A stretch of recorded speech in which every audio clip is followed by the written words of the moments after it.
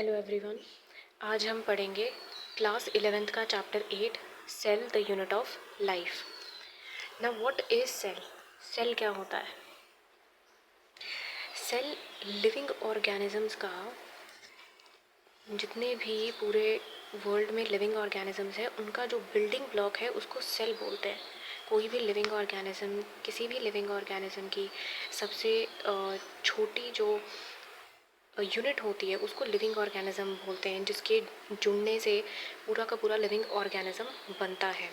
जैसे किसी भी घर में कोई भी घर होता है, उसका जो सबसे छोटा ऐसा स्ट्रक्चर जिससे पूरा घर मिलके बना हो तो वो होती है उसकी ब्रिक्स। ब्रिक्स जो है वो जो ब्रिक्स होती हैं वो एक घर का बिल्डिंग ब्लॉक होती हैं, इसका बिल्डिंग ब्लॉक होती हैं। वैसे ही एक लिविंग ऑर्गेनिज्म का बिल्डिंग ब्लॉक क्या होता है? सेल।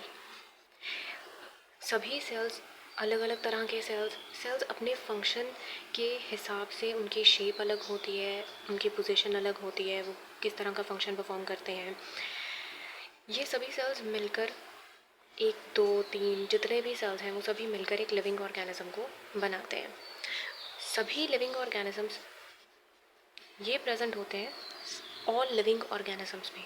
अब किसी लिविंग ऑर्गेनिज्म में वन सेल, एक सेल ही इनफ होता है एग्जिस्ट करने के लिए।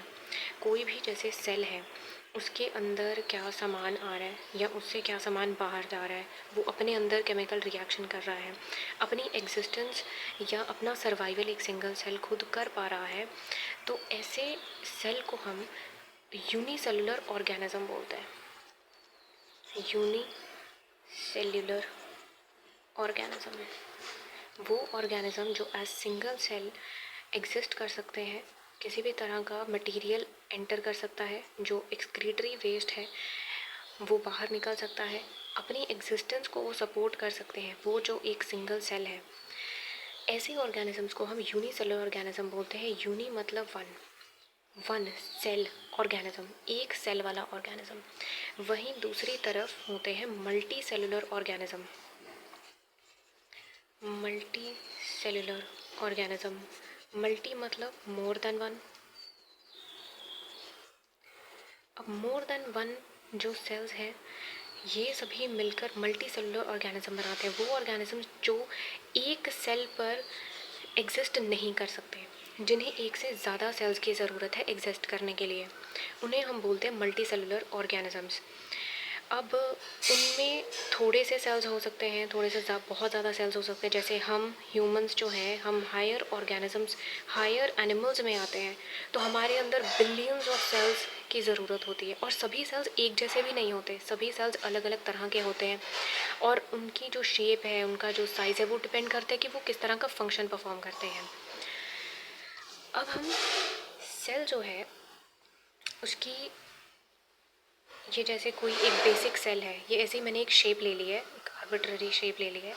इस सेल के अंदर कुछ मटेरियल होता है पड़ा हुआ, ठीक है, कुछ पर्टिकुलर मटेरियल होते हैं, उन सब के मिलने से, एक लिमिटिंग बाउंड्री होने से उसको हम सेल बोलते हैं कि अब ये फंक्शन करेगा। इससे कम कुछ भी होगा तो वो एग्जिस्ट नहीं करेगा। जैसे मान लो ये इसके अंदर कोई स्ट्रक्चर हमें मिलता है, ये बाहर एज हमें मिले तो वो अपना इंडिपेंडेंट एग्जिस्टेंस नहीं करवा पाएगा। ये अलग अलग तरह के स्ट्रक्चर मिलकर एक लिमिटिंग बाउंड्री के साथ एक सेल बनाएंगे, और यही सबसे स्मॉलेस्ट यूनिट बोला जाएगा। जो यूनिट मतलब जो काम कर सकता है किसी भी लिविंग ऑर्गेनिज्म का।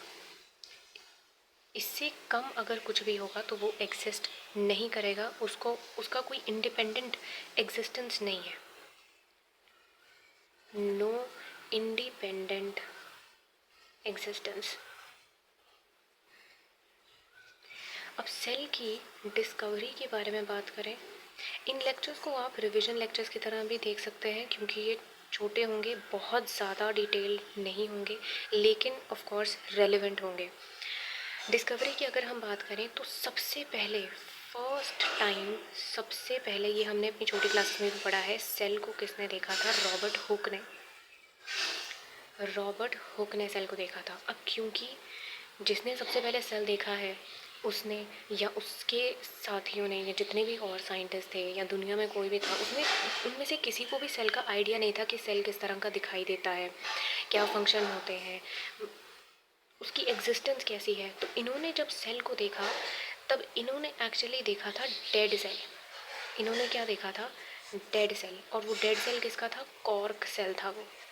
अब मैं बताती हूँ कॉर्क सेल क्या होता है। उससे पहले डेड सेल मतलब उन्होंने एक ऐसा सेल देखा जिसके अंदर कोई फंक्शन नहीं हो रहा, कोई केमिकल रिएक्शन नहीं हो रहा, कुछ नहीं हो रहा उस सेल के अंदर, इसलिए वो डेड सेल था। बट क्योंकि इससे पहले सेल का किसी को कोई आइडिया नहीं था, धीरे धीरे माइक्रोस्कोप की डेवलपमेंट हो रही थी, लेकिन उस टाइम पर जो अवेलेबल था उस हिसाब से जब पहली बार सेल को देखा गया तब उसमें कोई फंक्शन नहीं था। और रॉबर्ट हुक ने कह दिया कि भाई यही सेल होता है, यही सभी लिविंग ऑर्गेनिजम्स में प्रेजेंट होता है। उनको नहीं पता था कि ये डेड सेल है। वो था कॉर्क सेल। अब कॉर्क क्या होता है? कॉर्क का सेल।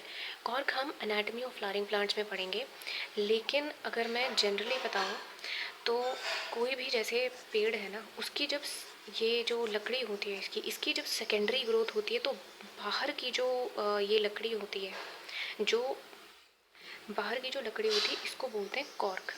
बाहर की कुछ लेयर्स होती हैं, उनमें से एक लेयर होती है कॉर्क, जो करवाती है सेकेंडरी ग्रोथ। सेकेंडरी ग्रोथ, ये कॉर्क जो लेयर होती है ये सेकेंडरी ग्रोथ करवाती है प्लांट की, जिससे इसकी जो ये वुड वाली ये जो स्टेम है ये और भी ज़्यादा स्ट्रॉन्ग हो जाती है। तो इन्होंने ये वाला कॉर्क सेल देखा था और ये डेड होता है क्योंकि ये जो लेयर है ये इस तरह के सेल्स बनाती है जिनका मेन फंक्शन होता है प्लांट को अपराइट रखना, स्ट्रेट रखना, उसको सपोर्ट करना, उसको गिरने ना देना। इसलिए ये कॉर्क सेल है और इसका कोई फंक्शन नहीं होता। फिर उसके बाद फर्स्ट टाइम सेल देखा था रॉबर्ट हुक ने। Again first time living cell किसने देखा था? ये देखा था एंटोन वॉन ल्यूवेनहॉक ने। एंटोन वॉन ल्यूवेनहॉक ने सबसे पहले सेल देखा था और इन्होंने देखा था सेल, लिविंग सेल। जब इन्होंने सेल देखा तब इन्होंने देखा कि उस सेल के अंदर कुछ एक्टिविटीज़ हो रही हैं, कुछ सामान आ रहा है, कुछ सामान बाहर जा रहा है, कुछ और भी है, लेकिन कोई एक्टिविटी हो रही है। फिर इन्होंने कहा था कि जो रॉबर्ट हुक ने देखा था वो डेड सेल था और तब पता चला था कि लिविंग सेल ऐसा है और डेड सेल इसमें डिफरेंस है। तो जब भी आए कि सबसे पहले सेल किसने देखा था? वो रॉबर्ट हुक ने देखा था।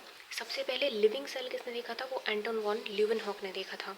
फिर जैसे जैसे माइक्रोस्कोप और ज़्यादा डेवलप होता गया तब हमें पता है कि रॉबर्ट ब्राउन ने जो है वो न्यूक्लियस देख लिया था, और भी साइंटिस्ट थे उन्होंने अलग अलग चीज़ें देख ली थी। अब जैसे हमारे पास हम सेल पढ़ रहे हैं तो सेल से रिलेटेड 1838 में सबसे पहले मैथियस श्लाइडन थे। मैथियस श्लाइडन थे 1838 में। इनको जीबी से याद कर सकते हैं। ये है जर्मन और ये है बॉटनिस्ट। 1838 में मैथियस श्लाइडन थे, जर्मन बॉटनिस्ट थे, और इन्होंने सबसे पहले सेल के बारे में जब और ज़्यादा डिस्कवरी करी तो इन्होंने प्लांट सेल के बारे में बताया था। क्या बताया था? कि प्लांट सेल में डिफरेंट टाइप्स ऑफ सेल्स होते हैं और डिफरेंट टाइप्स ऑफ टिश्यूज़ होते हैं। इन्होंने बस इतना ही बताया था कि जितने भी प्लांट्स होते हैं they are composed of different kinds of cells. वो सेल्स मिलकर अलग अलग तरह के टिश्यू बनाते हैं। इन्होंने सिर्फ प्लांट सेल के ऊपर बताया था। इसी के एक साल बाद 1839 में आते हैं थियोडोर श्वान। थियोडोर श्वान ने 1839 में, ये थे ब्रिटिश जूलॉजिस्ट।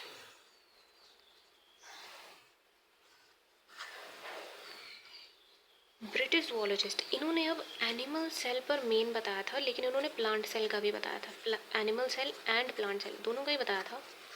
इन्होंने मेजरली डिफरेंस के तौर पे बताया था कि एनिमल सेल की जो लिमिटिंग बाउंड्री होती है, अब लिमिटिंग बाउंड्री क्या होती है?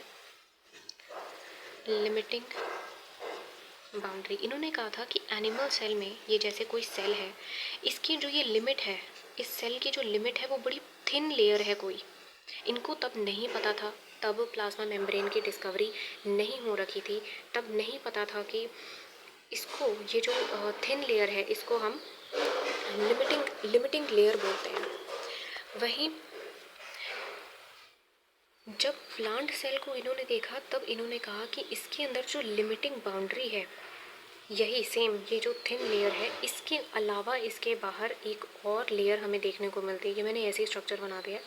एक और लेयर हमें देखने को मिलती है और उसको इन्होंने बोला था कि सेल वॉल है, कि एनिमल सेल की लिमिटिंग बाउंड्री सिर्फ एक थिन लेयर तक ही है। मतलब एनिमल सेल एक थिन लेयर तक ही एग्जिस्ट कर रहा है, उसके अंदर का ही सेल है। लेकिन प्लांट सेल में हम इस थिन लेयर के बाहर हमें सेल वॉल भी दिखाई दे रहा है। ये बोला था थियोडोर श्वान ने 1839 में, जो ब्रिटिश जोलॉजिस्ट थे, एनिमल सेल और प्लांट सेल। उसके अलावा इन्होंने ये भी बोला था कि जो सेल वॉल है, ये प्लांट का क्या है, यूनिक कैरेक्टर है। यूनिक कैरेक्टर मतलब ये, इसके होने से एनिमल सेल से ये डिफ़र कर रहा है। एनिमल सेल से डिफ़र करने में सबसे मेन बात यही है कि इसके पास सेल वॉल होती है और इसके पास सेल वॉल नहीं होती। इसीलिए ये प्लांट्स का एक यूनिक कैरेक्टर है, इस हिसाब से इन्होंने बोला था। उसके बाद हम आते हैं कि श्वान ने और क्या प्रपोज किया था।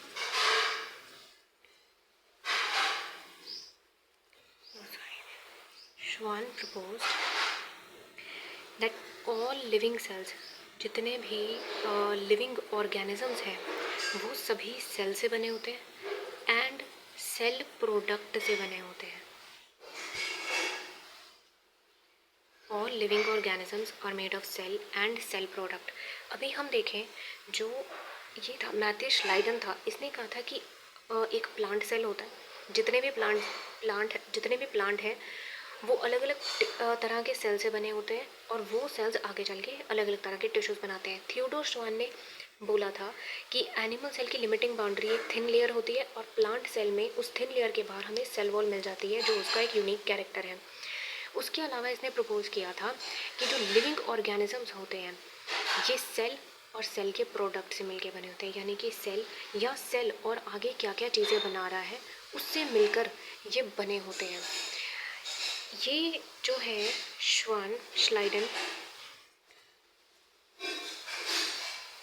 श्लाइडन और श्वान की ये दोनों बातें मिलाकर इन्होंने दी थी सेल थ्योरी। इन्होंने अपनी दोनों बातें मिलाकर एक थीसिस दे दिए थे और उसको बोल दिया था सेल थ्योरी।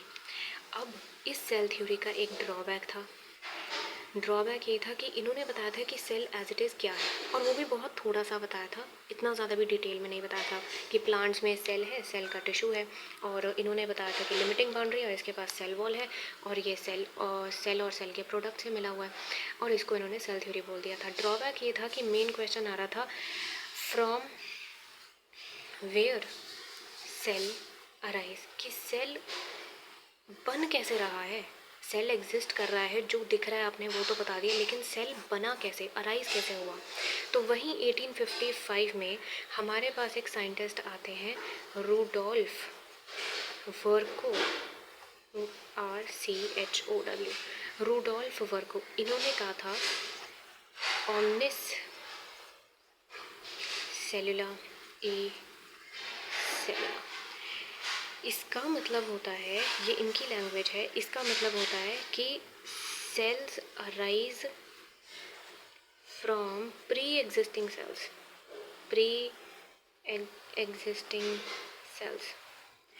कि जो भी सेल्स हैं वो ऑलरेडी एग्जिस्ट, जो पहले से एग्जिस्ट कर रहे हैं सेल्स, उन्हीं से बन के नए सेल्स बन रहे हैं, उन्हीं से नए सेल्स बन रहे हैं। सेल कहाँ से आता है, जो ऑलरेडी सेल एग्जिस्ट कर रहा है।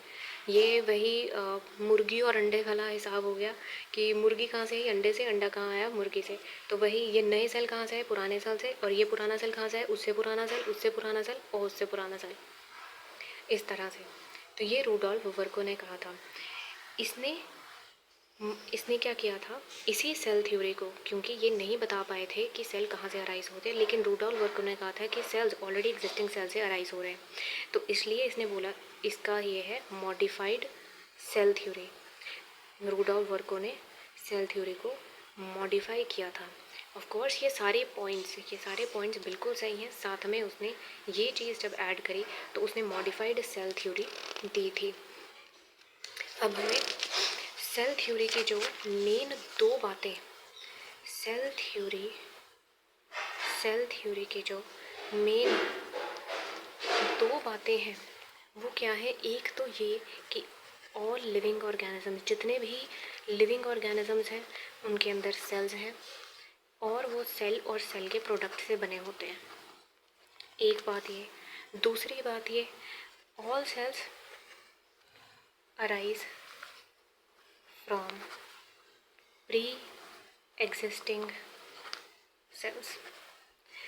सेल थ्योरी की एंड में सिर्फ दो बातें हमें याद रखनी है, वो ये कि ऑल लिविंग ऑर्गेनिज्म, जितने भी लिविंग ऑर्गेनिजम्स में वो सेल और सेल के प्रोडक्ट से मिले होते हैं। सेल का प्रोडक्ट मतलब जैसे दो सेल मिलके कुछ और बना रहे हैं, तीन सेल मिलके अपना अलग फंक्शन कर रहे हैं, उसको सेल प्रोडक्ट भी बोल सकते हैं। या जिस तरह के केमिकल रिएक्शन बना रहे हैं, जिस तरह की चीज़ें ये बाहर ऑर्गेनिज्म को दे रहे हैं यूटिलाइज करने के लिए, क्या खा रहे हैं, क्या पी रहे हैं, वो सारे सेल और सेल प्रोडक्ट्स में आ जाते हैं। दूसरा पॉइंट ये कि सेल्स ऑलरेडी एग्जिस्टिंग सेल से ही अराइज कर सकते हैं, वहीं से अराइज करते हैं। अब हमने सेल का एक हमने डिस्कवरी देखी। अब हम सेल का बेसिक जो स्ट्रक्चर है उसके बारे में पढ़ेंगे, बेसिक स्ट्रक्चर के बारे में पढ़ेंगे। सेल का बेसिक स्ट्रक्चर शुरू होता है दैट जैसे हम सेल को हम माइक्रोस्कोप में देख सकते हैं। अब माइक्रोस्कोप में देखने के लिए आई थिंक आपने 10th क्लास में शायद किया हो कि वैसे करवाते हैं, 10th या 11th में भी करवा देते हैं। ह्यूमन चीक जो है, ह्यूमन चीक सेल ले सकते हैं। ह्यूमन चीक सेल यानी कि जो हमारे अंदर की जो बकल कैविटी है उसमें से कैपिलर सा डाल के वहाँ से थोड़े से सेल्स निकाल लेते हैं, बकल कैविटी से ही निकाल लेते हैं। ह्यूमन चीक सेल क्यों लिया, क्योंकि हाँ ह्यूमंस किस में आते हैं, एनिमल्स में आते हैं। एनिमल किंगडम में हम पढ़ेंगे दैट ह्यूमंस एनिमल्स में ही आते हैं और जनरली ये सबको पता ही है। अब इसको जब हमने देखा, हमने माइक्रोस्कोप के अंडर रखा, इस चीक सेल को हमने अंडर रखा, तो उसमें हमें सबसे पहले एक एक करके हम पॉइंट देखेंगे। सबसे पहले हमें वही डीलिमिटिंग स्ट्रक्चर देखने को मिला, आउटर मेम्ब्रेन, कि एक हमें बाहर का मेम्ब्रेन देखने को मिला, आउटर मेम्ब्रेन, डीलिमिटिंग स्ट्रक्चर, और उसको बोलते हैं प्लाज्मा मेम्ब्रेन। याद रहे हम एनिमल सेल को माइक्रोस्कोप में रखकर उसका बेसिक स्ट्रक्चर देख रहे हैं। दूसरी बात, एक तो हमें डीलिमिटिंग स्ट्रक्चर मिला, जो डीलिमिटिंग स्ट्रक्चर। दूसरी बात, इस डीलिमिटिंग स्ट्रक्चर के अलावा हमें सेंटर में कुछ डेंस मटेरियल देखने को मिला और इस डेंस मटेरियल को बोलते हैं न्यूक्लियस। जब और ज़्यादा माइक्रोस्कोप की डेवलपमेंट हुई और ज़्यादा हम इसको करीब से देख रहे हैं, तो इस न्यूक्लियस में हमने देखा कि इसके बाहर भी, जैसे एक सेल के बाहर लिमिटिंग लेयर है, इस न्यूक्लियस के बाहर भी एक लिमिटिंग लेयर है जिसको बोलते हैं न्यूक्लियर मेम्ब्रेन। अब इस न्यूक्लियर मेम्ब्रेन का एक बहुत बढ़िया खेल है कि इसमें आते हैं, there are 2 types of cells. 2 तरह के सेल्स हैं जिसके बेस पर हमने ऑर्गेनिज्म को डिवाइड किया है। वो ऑर्गेनिज्म जिनको हम बोलते हैं prokaryotic types of cells on the basis of nuclear membrane. इसके बेस पर हमने सभी लिविंग ऑर्गेनिजम्स को 2 टाइप में डिवाइड किया है, एक प्रोकैरियोटिक और फिर आते हैं यूकैरियोटिक। प्रोकैरियोटिक ऑर्गेनिजम्स और यूकैरियोटिक ऑर्गेनिजम्स। प्रोकैरियोटिक ऑर्गेनिजम्स वो होते हैं जिसके अंदर न्यूक्लियर मेम्ब्रेन एब्सेंट होता है, और यूकैरियोटिक ऑर्गेनिजम्स वो होते हैं जिसके अंदर न्यूक्लियर मेम्ब्रेन प्रेजेंट होता है। न्यूक्लियर मेम्ब्रेन जिसके अंदर नहीं होगा कोई भी ऐसे स्ट्रक्चर है, सेल वॉल की बात नहीं की जा रही, प्लाज्मा मेम्ब्रेन एक ऐसा स्ट्रक्चर है जो सभी लिविंग ऑर्गेनिजम्स में तुमको देखने को मिलेगा। इसके अलावा मेन यही है कि अगर इसके पास न्यूक्लियस है, उस न्यूक्लियस के बाहर न्यूक्लियर मेम्ब्रेन नहीं है तो ये प्रोकैरियोटिक है। ये सेल है, इसके बाहर सेल वॉल की बात नहीं कर रहे, कुछ किसी चीज़ की बात नहीं कर रहे, बस सीधा उस सेल का न्यूक्लियस देखना है।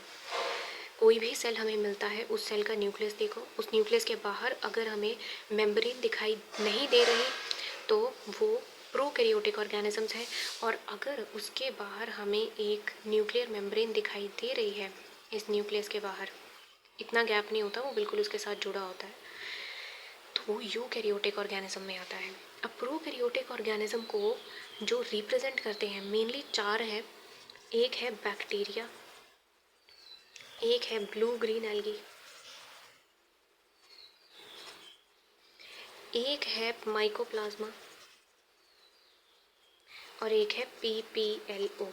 PPLO मतलब pleuro pneumonia like organism, pleuropneumonia like organism. ये 4 ऑर्गेनिजम्स ऐसे हैं जो प्रोकैरियोटिक ऑर्गेनिजम्स को ऐसे रिप्रेजेंट कर रहे हैं कि ये वो ऑर्गेनिजम्स हैं जिनके सेल्स में हमें न्यूक्लियस मिलता है, लेकिन न्यूक्लियस के बाहर हमें न्यूक्लियर मेम्ब्रेन नहीं मिलती। अभी इनमें से कई हैं जिनके सेल के बाहर हमें सेल वॉल भी मिलती है, लेकिन कई हैं जैसे माइकोप्लाज्मा है, उसके बाहर हमें सेल वॉल नहीं मिलती, ठीक है, लेकिन बैक्टीरिया है जिसके बाहर हमें सेल वॉल मिल जाती है। बिल्कुल वैसे ही सेल वॉल पे डिपेंड नहीं कर रही ये डिवीज़न पूरी की पूरी बेस्ड है न्यूक्लियर मेम्ब्रेन के ऊपर। अब यूकैरियोटिक ऑर्गेनिज्म में हमारे पास 4 तरह के किंगडम के बेस पे आ जाता है पूरा का पूरा। जैसे ये सभी कौन से किंगडम में आते हैं, ये आते हैं मोनेरा किंगडम में। मतलब वो ऑर्गेनिजम्स जिनके न्यूक्लियस के बाहर न्यूक्लियर मेम्ब्रेन नहीं है, या जिनके पास कोई भी और साइटोप्लाज्म में जो स्ट्रक्चर है, न्यूक्लियर मेम्ब्रेन वाला तो मेन पॉइंट है, लेकिन उसके अलावा अगर कोई स्ट्रक्चर इनके पास है साइटोप्लाज्म में पड़ा, उसके बाहर भी हमें मेम्ब्रेन देखने को नहीं मिलती, तो ऐसे ऑर्गेनिजम्स को अलग किंगडम में रखा हुआ है और उस किंगडम का नाम है मोनेरा। मोनेरा के अंदर पाए जाने वाले सभी के सभी ऑर्गेनिजम्स के पास न्यूक्लियर मेम्ब्रेन नहीं होती। वहीं यूकैरियोटिक ऑर्गेनिजम्स को हमने अलग से रखा हुआ है, और ये कौन से किंगडम में आते हैं ये सारे, सबसे पहले है प्रोटिस्टा, फिर है फंजाई, फिर है प्लांटे, और फिर है एनिमिलिया। अब देखो, एनिमिलिया किंगडम या एनिमल किंगडम एक ऐसा किंगडम है जिसके बाहर सेल वॉल नहीं होती, लेकिन उसके उसके पास न्यूक्लियर मेम्ब्रेन है, तो वो यूकैरियोटिक ऑर्गेनिज्म है। तो ये जो डिवीज़न है ये बेस्ड है न्यूक्लियर मेम्ब्रेन के ऊपर। प्रोटिस्टा, फंजाई, प्लांटे और एनिमिलिया, ये 4 किंगडम ऐसे हैं जो यूकैरियोटिक ऑर्गेनिजम्स रिप्रेजेंट कर रहे हैं, और प्रोकैरियोटिक ऑर्गेनिजम्स को रिप्रेजेंट करता है किंगडम मोनेरा। उसमें 4 मेन है, bacteria, blue green algae, mycoplasma, PPLO। ये 4-5 बार रिपीट करेंगे या सुन भी लेंगे तो ये ऐसे भी याद हो जाएगा। अब हमने कर लिया है न्यूक्लियर मेम्ब्रेन के बेसिस पर। उसके बाद थर्ड पॉइंट आता है कि वो जो डेंस मटेरियल है, ये जो न्यूक्लियस, अब इसी को उसकी न्यूक्लियर मेम्ब्रेन मान लो, क्योंकि हमने क्या लिया है, हमने ह्यूमन चीक लिया है, एनिमल, और एनिमल सेल में न्यूक्लियर मेम्ब्रेन है, तो यहाँ पर न्यूक्लियर मेम्ब्रेन है, ओके। बाकी ये जो न्यूक्लियस है, बाकी ये जो अंदर का मटेरियल है, इसके अंदर हमें क्या देखने को मिलता है, क्रोमोसोम। और जब हम क्रोमोसोम के आगे स्टडी करते हैं तो हमें पता चलता है कि इसके अंदर तो DNA प्रेजेंट है। DNA अनकंडेंस्ड फॉर्म होती है, कंडेंस्ड मतलब गाढ़ा हो जाना, क्रोमोसोम कंडेंस्ड फॉर्म होती है। ये क्या होती है, कंडेंस्ड फॉर्म ऑफ DNA। यही DNA ऐसे खाली पड़ा होता है, जब सेल डिवीजन होनी होती है तो ये कंडेंस फॉर्म में हो जाता है, यानी कि गाढ़ा हो जाता है, एक स्ट्रक्चर ले लेता है, उसको क्रोमोसोम बोलते हैं। Uncondensed form, DNA uncondensed form होती है, और उसको कंडेंस्ड फॉर्म क्या होती है, क्रोमोसोम। और ये मटेरियल पड़ा होता है न्यूक्लियस के अंदर। इस न्यूक्लियस के बाहर होती है इसकी डीलिमिटिंग नेचर, जिसको बोलते हैं न्यूक्लियर मेम्ब्रेन। ये होता है पूरा का पूरा हमारा सेल, और इस सेल के बाहर की डीलिमिटिंग नेचर क्या है, प्लाज्मा मेम्ब्रेन। ये क्या है, प्लाज्मा मेम्ब्रेन, और ये लिमिटिंग नेचर न्यूक्लियस की क्या है, न्यूक्लियर मेम्ब्रेन। उसके बाद फोर्थ पॉइंट हम आते हैं, ये पढ़ लिया हमने। अब ये जो जगह है, ये जो जगह है, ये था हमारा न्यूक्लियस, ये है हमारी, ये हमारी लिमिटिंग नेचर है, डिलिमिटिंग लेयर है, जिसको प्लाज्मा मेम्ब्रेन बोलते हैं। प्लाज्मा मेम्ब्रेन और न्यूक्लियस के बीच में जो ये सेमी फ्लूइड मटेरियल है, कौन सा? Semi fluid material. ये सेमी फ्लूइड मटेरियल का मतलब क्या है कि ना तो वो पूरा पानी की तरह लिक्विड है, ना ही वो सॉलिड है, वो थोड़ा थोड़ा सेमी फ्लूइड नेचर है। ये इस फ्लूइड को क्या बोलते हैं? इसको बोलते हैं साइटोप्लाज्म। ये वही जगह है, यही वो जगह है जहाँ पर मेन मेटाबॉलिक रिएक्शंस होते हैं। अब मेटाबॉलिक रिएक्शन क्या है? सामान अंदर आना, उस सामान का कुछ बनना, ठीक है, और उसका जो वेस्ट है उसको बाहर निकालना। ये सारी एक्टिविटीज साइटोप्लाज्म में होती हैं। कोई भी केमिकल रिएक्शन, मेटाबॉलिक रिएक्शन का मतलब है केमिकल रिएक्शन, और केमिकल रिएक्शन दो तरह के हो सकते हैं कि जिसमें चीज़ें या तो बन रही हैं या जिसमें चीज़ें टूट रही हैं। वो सारे केमिकल रिएक्शन कहाँ होते हैं? ये इस साइटोप्लाज्म में होते हैं। ये जो खाली जगह है, खाली नहीं, यानी कि ये जो सेमी फ्लूइड मटेरियल है, न्यूक्लियस और लिमिटिंग बाउंड्री के बीच में जो हमें सेमी फ्लूइड मटेरियल मिलता है, यहाँ पर इस सेमी फ्लूइड जगह पर हमें अब ऑर्गेनेलीज भी मिलती हैं। ऑर्गेनेलीज, इसी हम साइटोप्लाज्म की बात करेंगे। इस ऑर्गेनेलीज भी मिलती हैं, और ये हमारे पास लिमिटिंग नेचर आ गई। अब इसको थोड़ा न्यूक्लियस थोड़ा छोटा बना देते हैं, क्योंकि अब हम ऑर्गेनेलीज की बात करेंगे। अब यहाँ पर हमें अलग अलग तरह की ऑर्गेनेलीज मिल जाती हैं, ठीक है, अलग अलग तरह की ऑर्गेनेलीज मिल जाती हैं। अब ये ऑर्गेनेलीज क्या है? कुछ ऐसे स्ट्रक्चर जो साइटोप्लाज्म में हैं, कुछ ऐसे स्ट्रक्चर जो साइटोप्लाज्म में हैं, जो अलग अलग तरह का फंक्शन कर रहे हैं, उनको बोलते हैं ऑर्गेनेलीज।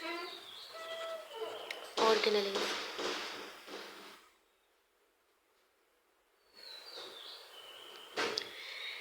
अब जो यूकैरियोटिक होते हैं, जो यूकैरियोटिक ऑर्गेनिजम्स हैं, उनके अंदर ऑर्गेनेलीज के बाहर भी हमें मेम्ब्रेन देखने को मिल जाती है। मेम्ब्रेन देखने को मिल जाती है। अब जैसे कुछ है एंडोप्लाज्मिक रेटिकुलम, एंडोप्लाज्मिक रेटिकुलम, फिर गोल्जी बॉडी, गोल्जी बॉडी के अलावा और हमारे पास आते हैं एंडोप्लाज्मिक रेटिकुलम। एंडोप्लाज्मिक रेटिकुलम यहाँ होता है एकदम न्यूक्लियस के पास। उसके बाद साथ ही में शुरू हो जाता है गोल्जी बॉडी। गोल्जी बॉडी के बाद आता है लाइसोसोम। यहाँ पर कुछ इस तरह से हमें लाइसोसोम्स भी मिल जाते हैं। लाइसोसोम्स हम देखेंगे कि वो सुसाइड बैग उनको बोलते हैं, जो कि हमने 10th में ऑलरेडी पढ़ा होगा। वैसे तो सेल का स्ट्रक्चर अपने 10th क्लास में ऑलरेडी पढ़ रखा है, but still endoplasmic reticulum, Golgi body आ गया हमारे पास। फिर ये उसके बाद माइटोकॉन्ड्रिया भी आ जाता है। माइटोकॉन्ड्रिया, अलग अलग तरह की माइक्रो बॉडीज़ आ जाती हैं और वैक्यूल आ जाते हैं। हमने पढ़ा कि यूकैरियोटिक ऑर्गेनिज्म वो होते हैं जिसके न्यूक्लियस के पास हमें क्या न्यूक्लियर मेम्ब्रेन मिल जाती है, और इसके पास जो ऑर्गेनेलीज होती हैं उसके पास भी हमें मेम्ब्रेन मिल जाती है। लेकिन इसके पास कुछ ऐसी ऑर्गेनेलीज भी होती हैं जिसके पास नो मेम्ब्रेन, यानी कि इसके पास मेम्ब्रेन नहीं होती। और वो कौन सी ऑर्गेनेली होती है? एक होती है राइबोसोम, या कुछ एक राइबोसोम होती है, और इंक्लूजन करके भी हम कह सकते हैं राइबोसोम। ये साइटोप्लाज्म में हमें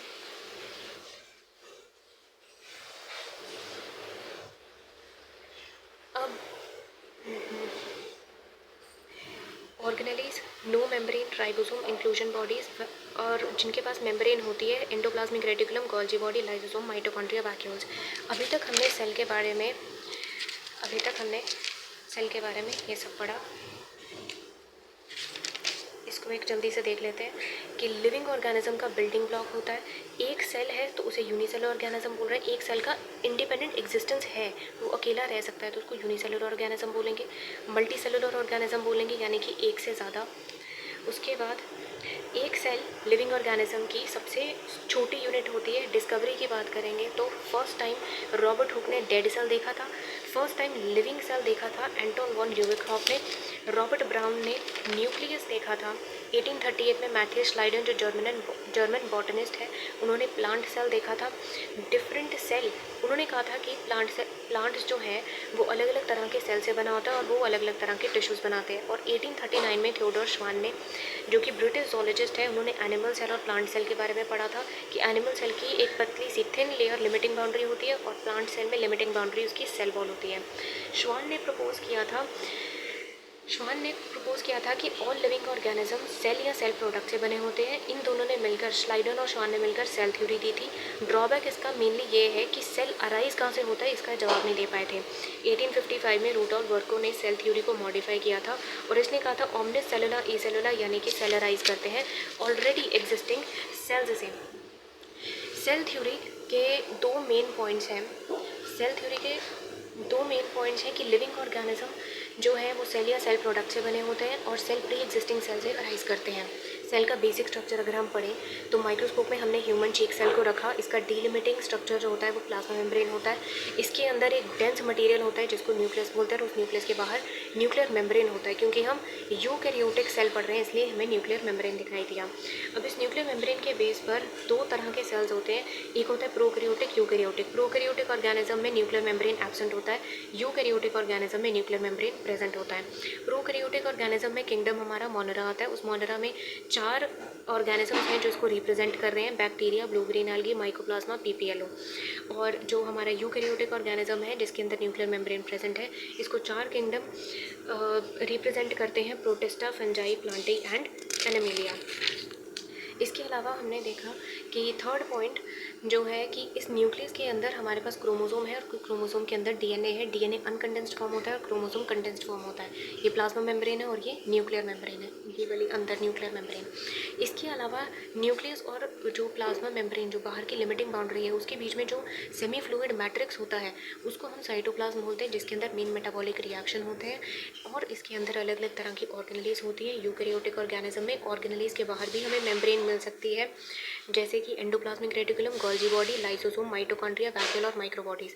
ये वो ऑर्गेनेलीज हैं जिसके बाहर हमें मेम्ब्रेन मिल जाता है।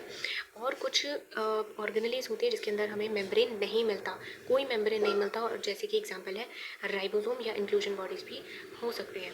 तो अभी तक के लिए इतना ही। नेक्स्ट में हम आगे पढ़ेंगे इसके अलग अलग तरह के साइज़, प्रोकैरियोटिक सेल के बारे में पढ़ेंगे और अलग अलग तरह की ऑर्गेनेलीज के बारे में पढ़ेंगे। Keep studying, bye.